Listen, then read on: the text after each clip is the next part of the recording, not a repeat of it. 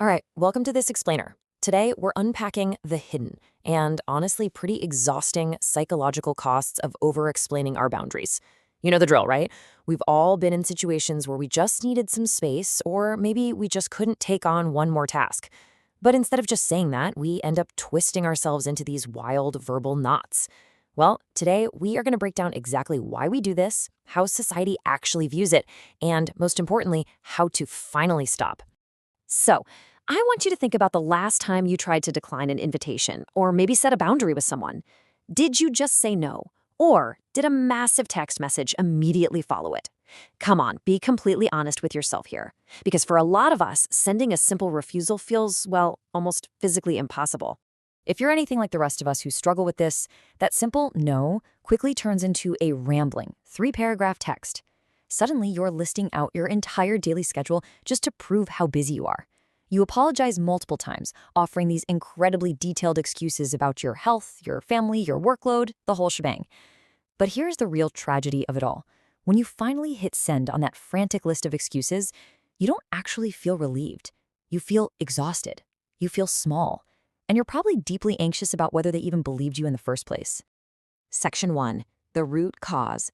Neurodivergence versus trauma. So we really need to figure out exactly why we do this.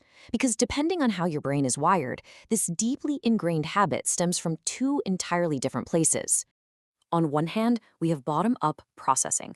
For neurodivergent individuals, especially folks with ADHD or autistic brains, over-explaining is actually a specific cognitive style. For you, details aren't clutter, right? They are the literal fundamental structural components of truth and accuracy. You over-explain because you deeply value being accurate.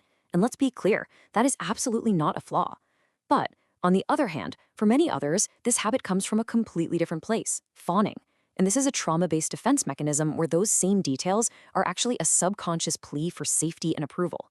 Let's dig into that second point for a second, because this is where the real damage happens. Fawning is the fourth trauma response. I mean, we all know fight, flight, and freeze, right? But fawning is a defense mechanism developed by people who learned, usually early on, that in order to be safe, they just had to be overly agreeable. When you over-explain from a place of fawning, your subconscious is practically screaming, "Please don't be mad at me, I'm still a good person." You aren't actually communicating information. You are literally begging for permission to have a boundary. Section 2. The social cost. How society perceives over-explaining. Because counterintuitively, social psychology shows that the more you explain yourself, the less you are actually respected. In literally any social dynamic, the person with higher status explains less. Just think about a highly respected leader. When they make a decision, they state it. They don't justify it. However, when you offer an unasked-for explanation, you are broadcasting low status and submission. You are telling the other person, without using these exact words, that your time is not your own, and that your decisions somehow require their approval. Plus, we absolutely have to consider the scarcity principle. Human beings are just fundamentally wired to value what is scarce. If you're always available, always over-explaining, and just endlessly accommodating everyone around you, you become a commodity. You are actively teaching people that your energy is cheap and infinitely accessible. Consider this idea. You stop being available, and the world suddenly starts seeing you in a new light. And stopping the explanations isn't about playing manipulative games with your friends or colleagues. Not at all. It actually creates this vital sense of autonomy where people end up respecting a firm no way more than a wavering, apologetic yes.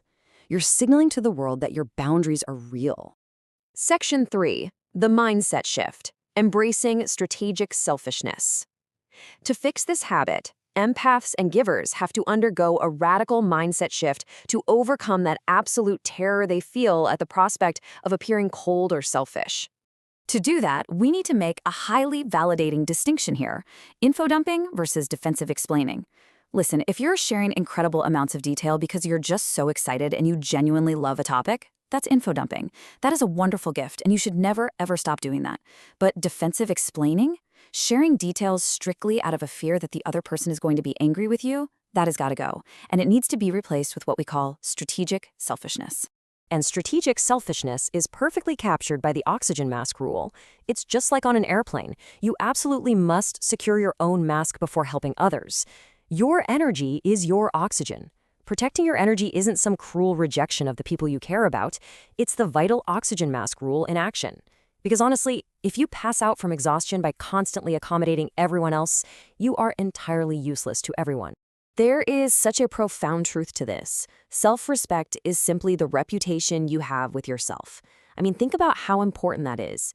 Every single time you break a promise to yourself to rest or to just have a quiet evening alone, all just to please someone else and avoid their potential disappointment, you are tragically teaching your own brain that you don't matter. You are actively destroying your reputation with yourself. Section 4, the cure. Practical tools to stop over-explaining. So, how do we actually stop this deeply ingrained habit in the heat of the moment when the pressure is really on? Well, in recovery circles, there's this brilliant acronym outlining 4 behaviors you absolutely must avoid when setting a boundary. The JADE trap. Justify, argue, defend, explain. The exact moment you start doing any of these 4 things, you have already lost control of your boundary. Why is JADE so dangerous? Think about the danger of opening a door. First, you say no, but then you offer an excuse. Second, that excuse immediately opens a conversational door. And third, a pushy person uses your excuse as a hook to argue with you. Think about it. If you say, I can't come out tonight because I really have to clean my house, a boundary pusher will instantly reply, oh, just clean it tomorrow, come on. When you immediately justify or explain your situation, you inadvertently hand a pushy person the absolute perfect hook to pull you into a debate about your own boundaries. Instead, I want you to practice the power of the period. Say, I can't make it on Friday. Period.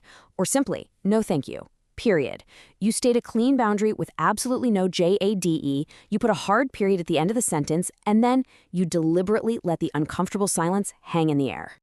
Now, this next step, this is going to be the hardest part for the fawners and the empaths out there. You must sit in that uncomfortable silence.